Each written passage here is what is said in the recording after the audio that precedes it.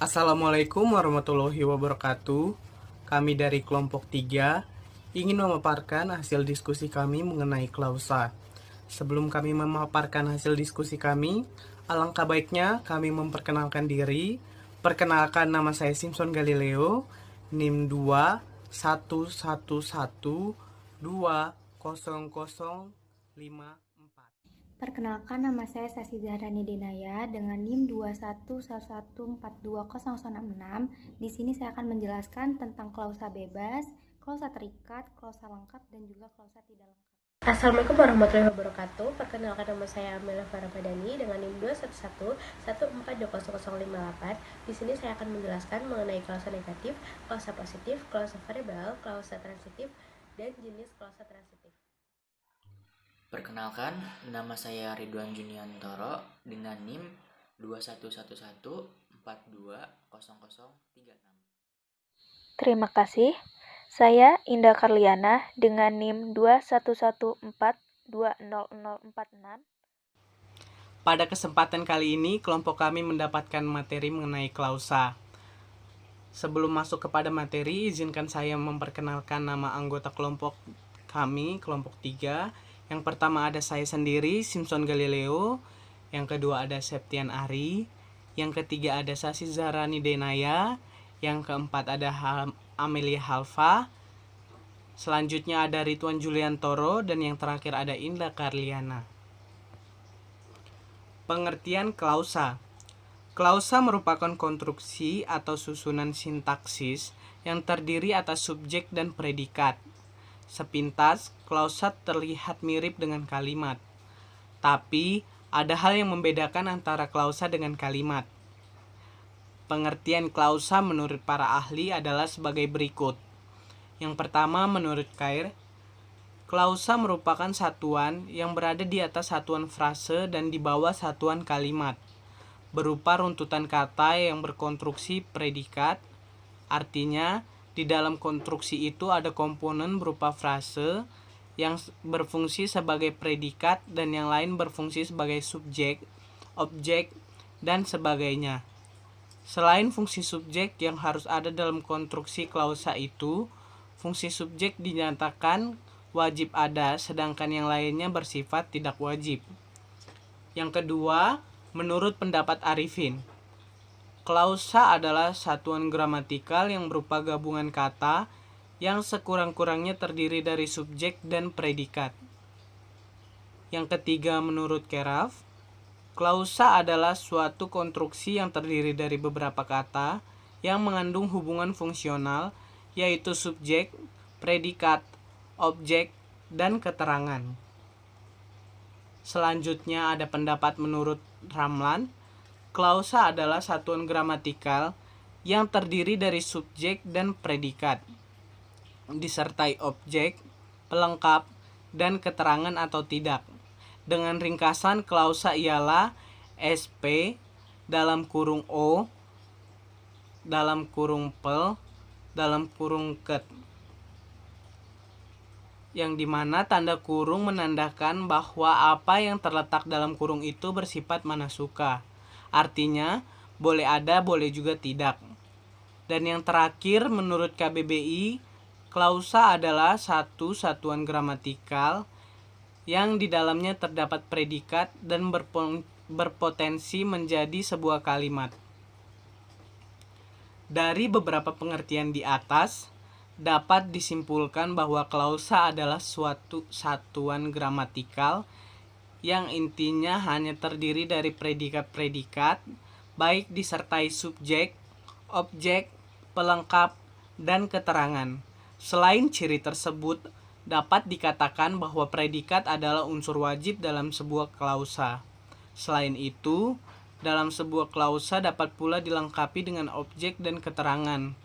Klausa juga merupakan gabungan dari beberapa kata yang mengandung hubungan fungsional dan sekurang-kurangnya terdiri dari subjek dan predikat, boleh dilengkapi objek, pelengkap, dan keterangan. Materi selanjutnya adalah ciri-ciri klausa. Klausa dapat dikenali dari beberapa ciri sebagai berikut. Ada 4 macam ciri-ciri klausa, yaitu terdiri dari 2 kata atau lebih. Jadi dalam klausa ini bisa ada dua kata ataupun lebih.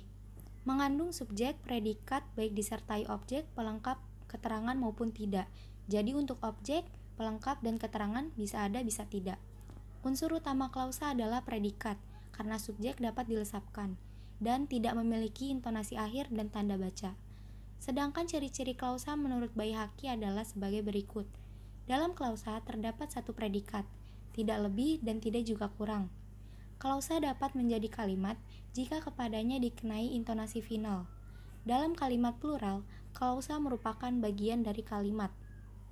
Klausa dapat diperluas dengan menambahkan atribut fungsi-fungsi yang belum terdapat dalam klausa tersebut, selain dengan menambahkan konstituen atribut pada salah satu atau setiap fungsi sintaksis yang ada.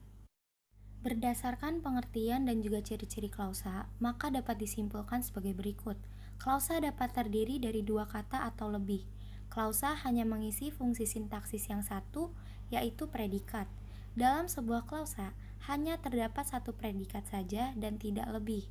Klausa tidak memiliki intonasi dan penjedaan atau tanda baca, tetapi memiliki potensi untuk menjadi sebuah kalimat. Dan klausa merupakan konstituen untuk kalimat dan juga wacana.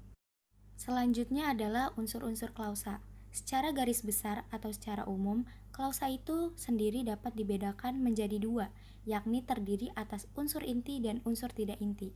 Unsur inti klausa adalah subjek dan predikat, sedangkan unsur yang bukan inti klausa adalah objek, pelengkap, dan keterangan. Materi selanjutnya adalah jenis-jenis klausa. Berdasarkan strukturnya, klausa dibagi menjadi dua jenis, yaitu klausa bebas dan klausa terikat. 1. Klausa bebas. Klausa bebas adalah klausa yang mempunyai unsur-unsur yang lengkap sehingga memiliki kemungkinan untuk menjadi kalimat utama, yaitu kalimat yang mempunyai subjek dan juga predikat. Klausa bebas ialah klausa yang memiliki potensi menjadi sebuah kalimat.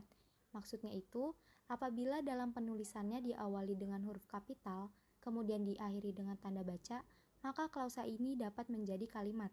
Klausa jenis ini dapat berdiri sendiri dan tidak menggunakan konjungsi.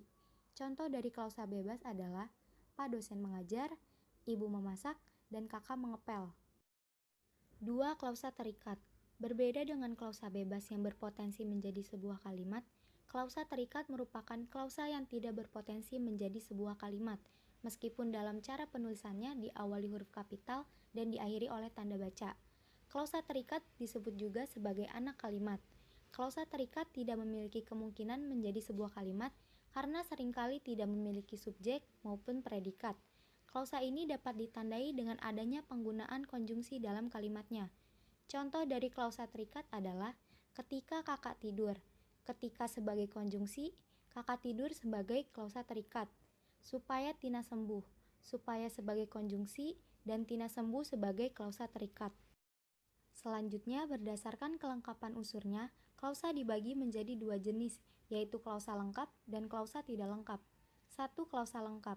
Klausa lengkap dapat dilihat dari kelengkapan sebuah unsur, yaitu subjek dan predikat. Jika subjeknya di awal, disebut klausa lengkap susun biasa, dan jika subjeknya berada di belakang predikat, maka disebut klausa lengkap susun balik atau inversi. Contoh dari klausa lengkap, mereka sedang belajar, mereka sebagai subjek, sedang belajar sebagai predikat. Adik memasak, adik sebagai subjek, memasak sebagai predikat. Jafra sekolah hari ini, Jafra sebagai subjek, sekolah sebagai predikat, dan hari ini sebagai keterangan. 2. Klausa tidak lengkap. Klausa tidak lengkap yakni merupakan jenis klausa yang hanya memiliki unsur predikat, yang artinya dalam klausa ini tidak memiliki subjek. Contoh klausa tidak lengkap adalah sudah pergi dari tadi pagi dan sedang membuat kopi. Selanjutnya, saya akan meneruskan menjelaskan mengenai jenis-jenis klausa. Kali ini berdasarkan kata negatifnya. Berdasarkan kata negatifnya, klausa dibagi menjadi dua jenis, yaitu klausa negatif dan klausa positif. Klausa negatif yaitu klausa yang punya kata negatif seperti tidak, bukan, dan jangan.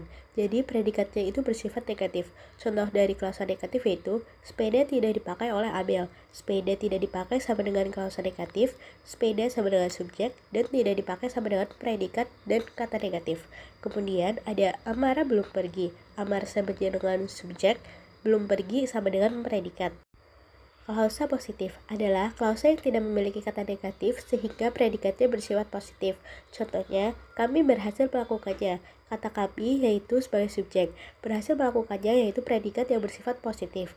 Kemudian, Dikta sudah menjadi anggota. Dikta sama dengan subjek menjadi anggota sama dengan predikat yang bersifat positif. Kemudian, berdasarkan unsur yang menjadi predikat, klausa dibagi menjadi 5 macam, yaitu klausa verbal, klausa transitif, klausa nominal, klausa adjektiva, dan klausa preposisional. Klausa verbal adalah klausa yang predikatnya berkategori kata kerja. Jadi, klausa verbal memiliki predikat yang berupa kata kerja. Contoh klausa verbal adalah Manu memancing di sungai. Manu sama dengan subjek, memancing sama dengan predikat, dan di sungai sama dengan kata keterangan. Klausa transitif adalah klausa yang memerlukan objek. Artinya bahwa klausa transitif adalah klausa yang mengandung kata kerja transitif, yaitu kata kerja yang mempunyai kapasitas memiliki satu objek atau lebih. Contohnya yaitu, ibu membelikan adik sepatu roda. Ibu sebagai subjek membelikan adik sama dengan predikat, dan sepatu roda sama dengan objek.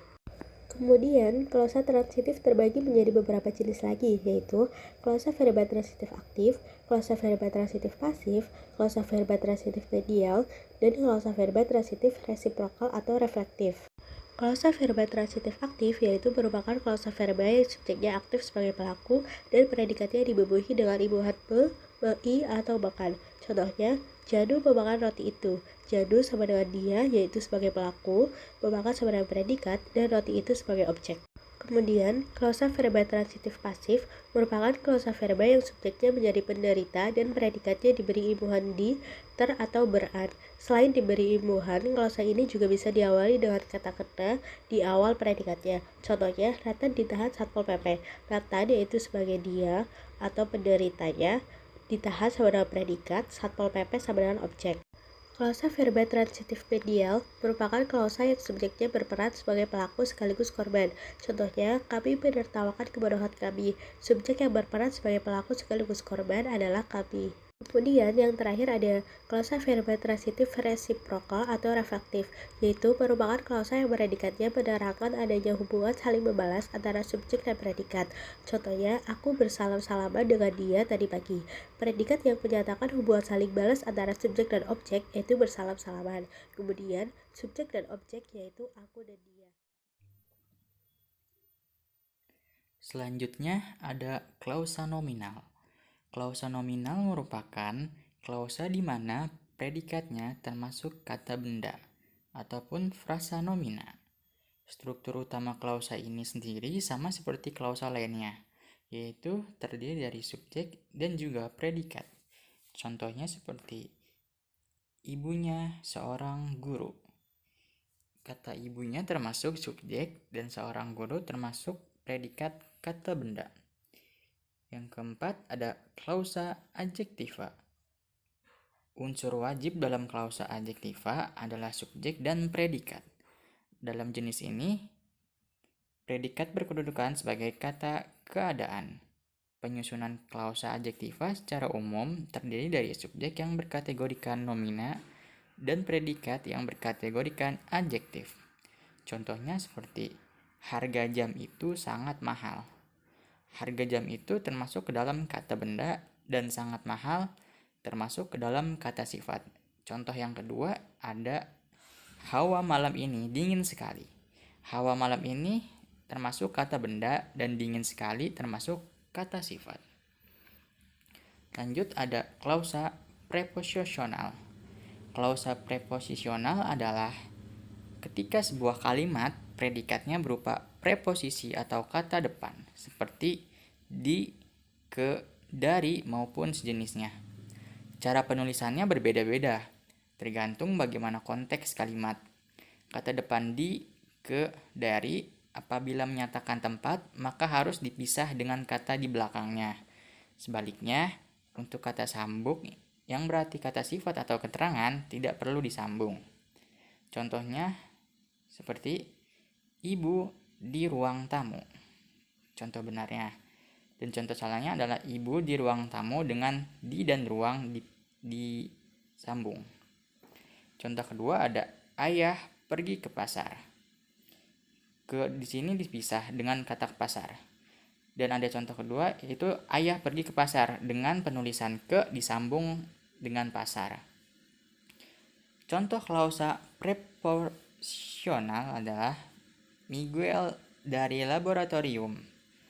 Miguel di sini sebagai objek, dari sebagai predikat dan kata depan, dan laboratorium sebagai objek.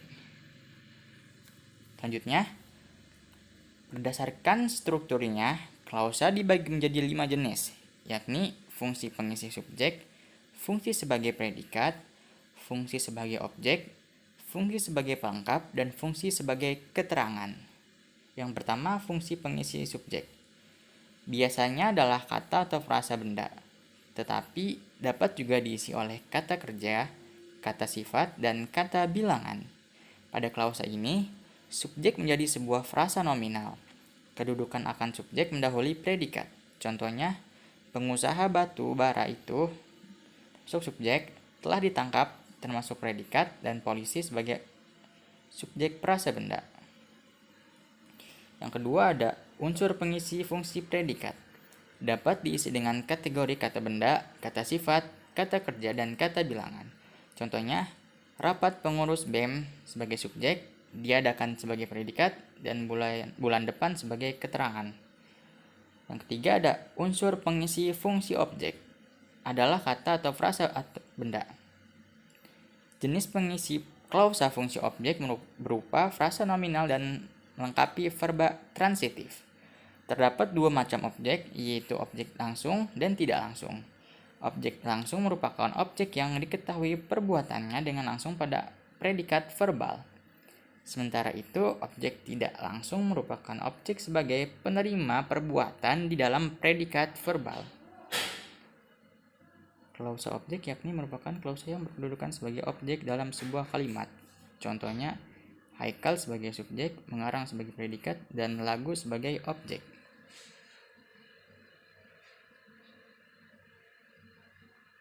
Sebelumnya sudah dijelaskan bahwa klausa berdasarkan strukturnya dibagi menjadi 5. Namun, 3 diantaranya telah dijelaskan oleh rekan saya sebelumnya. Baik, untuk klausa berdasarkan strukturnya yang keempat adalah fungsi sebagai pelengkap. Unsur pengisi fungsi klausa pelengkap dapat berwujud nomina, adjektiva, atau frasa adjektiva pada predikat verbal serta frasa nominal. Klausa pelengkap adalah salah satu jenis klausa yang berkedudukan sebagai pelengkap dalam sebuah kalimat. Sebagai contoh, anak Pak Soman bertambah 1. Klausa pelengkap pada kalimat tersebut terdapat pada bagian akhir, yaitu 1, yang sebelumnya diiringi dengan subjek dan predikat, yaitu anak Pak Soman sebagai subjek dan bertambah sebagai predikat. Kemudian 1 sebagai pelengkap. Klausa pelengkap di sini merupakan klausa yang berwujud nomina. Selanjutnya, klausa berdasarkan strukturnya yang kelima adalah fungsi sebagai keterangan. Unsur pengisi keterangan dapat berupa kata keterangan, frasa depan, dan frasa benda. Terdapat sejumlah jenis keterangan, seperti keterangan sebab, keterangan cara, keterangan alat, keterangan tempat, keterangan waktu, keterangan subjek, dan keterangan yang lainnya. Sebagai contoh, kemarin rombongan menteri tiba di Bangladesh. Pada kalimat tersebut, terdapat 2 keterangan, yakni keterangan waktu dan keterangan tempat. Keterangan waktu terdapat pada bagian awal, yakni kemarin. Kemudian, keterangan tempat terdapat pada akhir, yakni di Bangladesh. Selanjutnya, perbedaan klausa dan kalimat. Klausa merupakan bagian dari kalimat, maka daripada itu, klausa bukan kalimat. Perbedaan lainnya adalah klausa belum memiliki intonasi lengkap, sedangkan kalimat sudah memiliki intonasi lengkap. Hal itu ditandai dengan adanya kesenyapan awal dan kesenyapan akhir yang menunjukkan bahwa kalimat itu sudah selesai. Dalam sebuah klausa mengandung predikat yang merupakan unsur pembentuk kalimat, maka klausa bisa menjadi sebuah kata. Selain dapat menjadi sebuah kalimat, klausa juga bisa menjadi salah satu unsur yang terdapat pada kalimat. Namun, untuk membuat klausa menjadi sebuah kalimat, maka klausa harus diakhiri dengan tanda baca, misalnya tanda titik, tanda seru, maupun tanda tanya.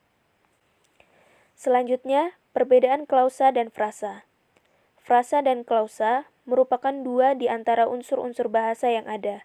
Kedua unsur tersebut mempunyai karakteristik masing-masing yang membuat keduanya berbeda antara yang satu dengan yang lainnya. Frasa merupakan suatu penggabungan dua contoh kata dasar yang tidak memiliki predikat dan tidak berpotensi menjadi kalimat. Meski begitu, frasa dapat dijadikan salah satu unsur-unsur kalimat dalam bahasa Indonesia, entah itu menjadi subjek, predikat, ataupun unsur kalimat lainnya. Klausa merupakan penggabungan dua kata atau lebih, yang salah satunya merupakan unsur predikat. Tidak seperti frasa, klausa dapat berpotensi menjadi suatu kalimat yang utuh. Hal ini disebabkan karena klausa mengandung unsur predikat yang merupakan unsur dasar dalam suatu kalimat. Kesimpulan dari perbedaan antara frasa dan klausa adalah frasa tidak mempunyai unsur predikat di dalamnya. Sementara itu, klausa mempunyai sebuah unsur predikat di dalamnya. Frasa tidak dapat dijadikan kalimat. Namun, frasa bisa menjadi salah satu unsur dalam kalimat. Di lain pihak, klausa dapat dijadikan kalimat dan dapat menjadi salah satu unsur dalam kalimat. Jika klausa hendak dijadikan kalimat, maka klausa mesti dibubuhi tanda baca di belakangnya. Baik, sekian presentasi dari kami. Semoga menambah pemahaman kita mengenai klausa. Dan berikut beberapa sumber referensi yang digunakan dalam pembuatan PPT ini. Baik, untuk pemahaman lebih lanjut, jika ada yang ingin ditanyakan, maka dapat kita sambung pada sesi diskusi. Terima kasih. Akhirul kalam. Wassalamualaikum warahmatullahi wabarakatuh.